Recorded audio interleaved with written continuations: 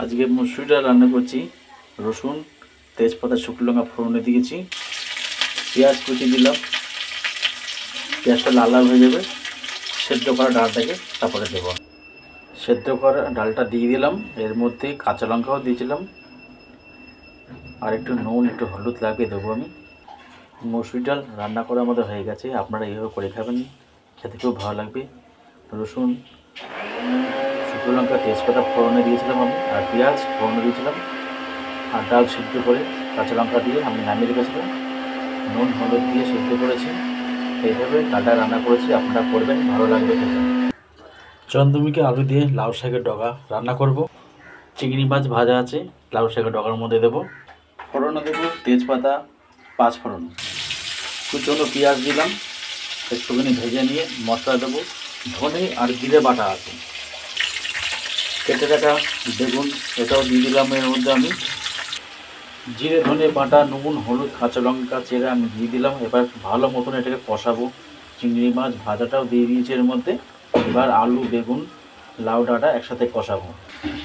লাউ ডাঁটা বেগুন চিংড়ি আলু মশলা দিয়ে আর একটু কষানো হবে।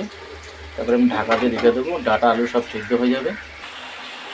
বেগুন ডাঁটা আলু কষানো হয়ে গেছে, এবার আমি একটু অল্প করে জল দেবো। আলুটা একটু সিদ্ধ হবে, ডাঁটাটা একটু সিদ্ধ হবে। সিদ্ধ হওয়ার জন্য আমি জল দিয়েছি। এবার আমি ঢাকা দিয়ে রেখে দেবো, 10-15 মিনিট হবে, সিদ্ধ হয়ে যাবে, আমাদের রান্নাটা হয়ে যাবে। এটা আজকে আর একটা রান্না করব, পুঁটি মাছ বাটা মাছ চিংড়ি মাছ মেশানো আছে। এই দিয়ে হেলাঞ্চা শাকের যে ডগা আছে আর কুচনো আলু পেঁয়াজ দিয়ে রান্নাটা করব, সর্ষে বাটা দিয়ে। মাছগুলো একটু কড়া করে ভাজবো, তাহলে খেতে ভালো লাগবে, নাহলে আস্তে গন্ধে বেরোবে কাঁচা থাকলে পরে। মাছগুলো এখনও ভাজা হবে, আর একটু এক সাইড ভাজা হলে পরে উল্টিয়ে দেবো, লাল লাল করে ভাজা হবে। এক সাইড লাল ভাজা হয়ে গেছে, উল্টিয়ে দিয়েছি, আর একটা সাইডে সেটাও লাল করে ভেজে নামিয়ে তারপরে রান্নাটা করব।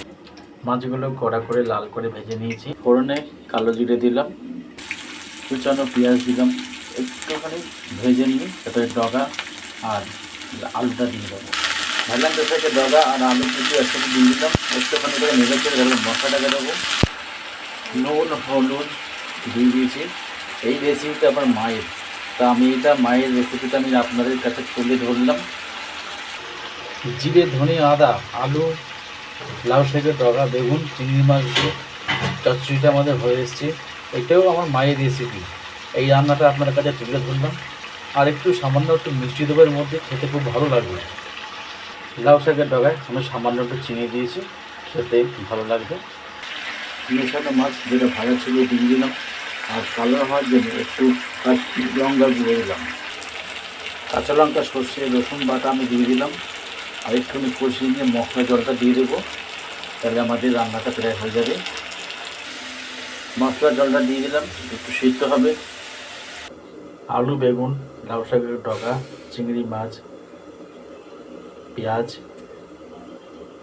আদা ধনে জিরে বাটা দিয়ে চচ্চড়িটা করেছি, আমাদের হয়ে গেছে। আপনারা এইভাবে করবেন, খেতে খুব ভালো লাগবে।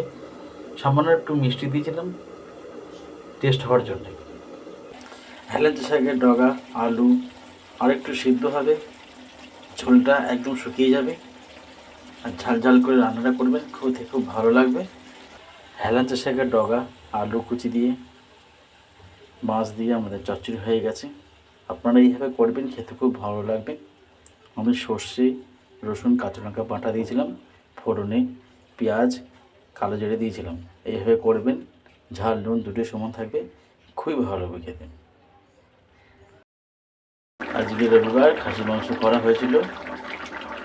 জিরে আদা টমেটো পেঁয়াজ রসুন দিয়ে খাসি মাংস রান্না করেছি। ফোড়নে গোটা গরম মশলা দিয়েছি, চন্দ্রমুখী আলু দিয়ে রান্নাটা করলাম। যদি ভিডিওটা ভালো লাগে লাইক শেয়ার সাবস্ক্রাইব কমেন্ট জানাবেন। আজকের ভিডিওটা শেষ করলাম, নমস্কার।